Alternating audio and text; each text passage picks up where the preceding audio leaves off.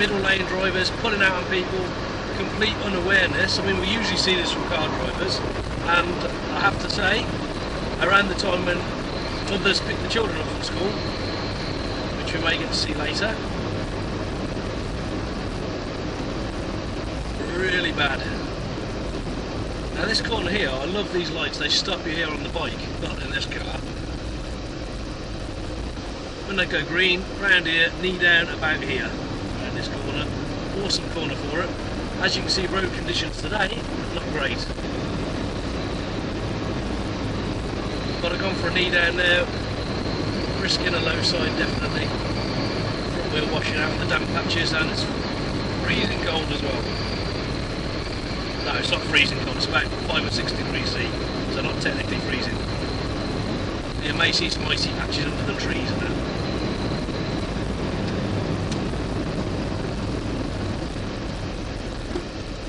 Another knee down corner here usually.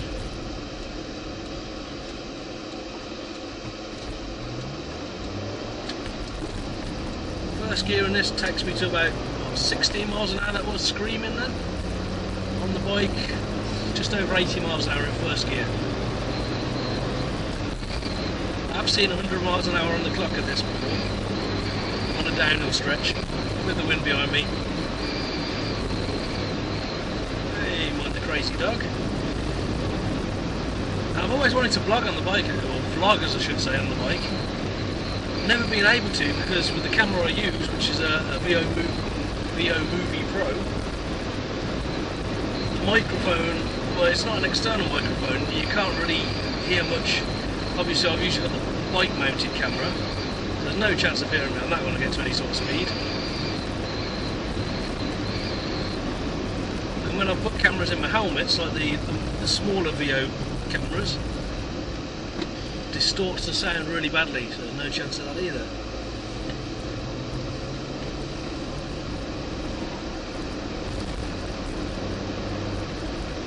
I'm a big fan of a lot of the vloggers. I think Sven Garley, if I'm pronouncing that right, I presume I am, he was the first one who got me into vlogging. I keep saying vlogging, I'm a blogger as well, most of you know that as well. Formerly of MySpace fame, now on WordPress. But anyway, vlogging, Laurie Jennifer, brilliant videos. She's American, but you know, she gets by. Lovely girl. Sven Garley, as I say, was the first one. There's also a few, like Mad Stu, Two-Wheeled Steve, someone forgetting. I'd quite like to do it, despite my Birmingham accent, which I'm probably trying to get rid of at the moment as I say this in my poshest voice. Yeah, right. Maybe someday I'll get that set up on a bike. Maybe some kind of camera with a completely separate voice recording device, and then splice it together afterwards, whatever you do. We'll see. Anyway, I'm off to get my haircut now. Speak more bikey bollocks with Barber Dave. We'll be back on the road for the Madcap Christmas shopping spree later on.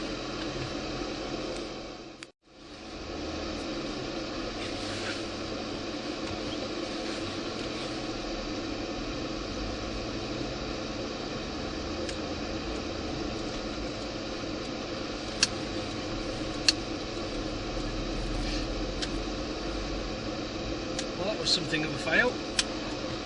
Barber Dave's, as you'll see as we go by just about now. There he is, Barber Dave, best barber in the world. He'll give me a discount after that one out. But he's closed on Mondays apparently.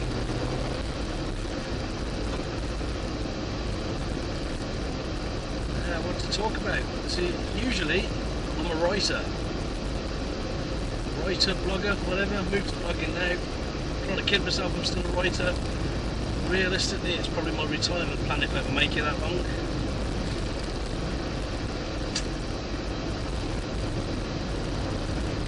So yeah, talking something that you won't ever do much with me, in terms of, you know, swearing in the pub sort of thing. I swear too much as well. I'll try not to, probably already have. this is only a test, isn't it? I don't even know if you'll be able to hear me on this.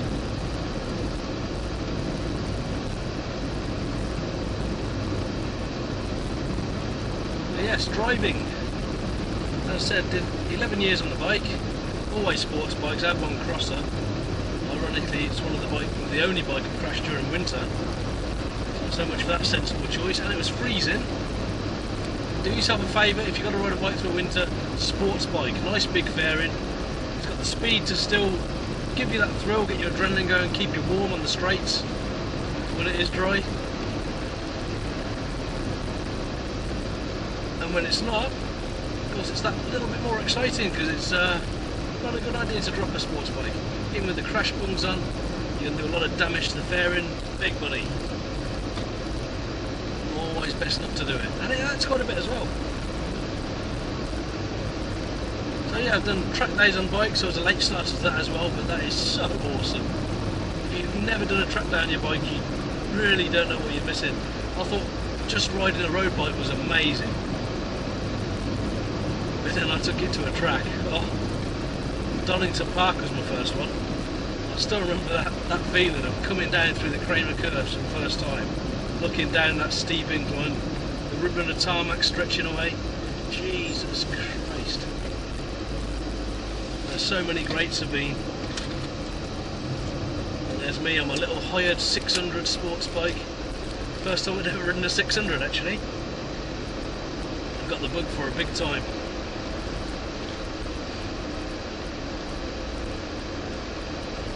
I've always been one for advancing my riding.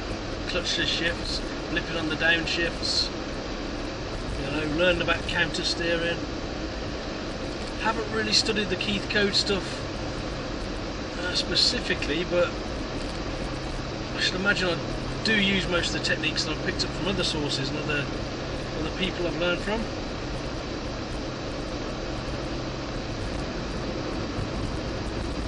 Why don't people do that in cars? Why is it you just sort of pass your car test and that's it then? Never think about your driving, as long as you can get from A to B, that's it, you're happy with that. Everybody does seem happy with that. Blissful in their ignorance. Apart from, of course, they add in things like changing CDs to people still use CDs, changing their MP3 player, whatever. Buggering about generally. I've seen people, there's videos on here that I've got of women doing the hair and makeup. Oh, why? I'm supposed to be driving. The first time I've done this was talking when I'm driving. I'm conscious that the studies do show that talking on your mobile phone makes you a less safe driver. I'm not quite sure how that relates to things like advanced driving courses. You have to speak your way through your thought processes, although I guess at least you are doing the thought processing with that. But I like driving. I've always been a race driving nut. I love kart racing. Back when I was younger, just started doing that again as well. For some reason, never got my car licence. And when I did, I thought it'd be boring compared to the bike. But in some respects, it is. I mean, look, put down. This is me cruising 40 miles an hour. Put down 43 there. On the bike, that'd probably be 4210, something like that. I like it. You can still use your bike techniques in a car. Thinking about your cornering, your balance of the car through the cornering, gear shifts, observations of course. Something else that seems to go straight out the window, pardon the pun, when you pass your test.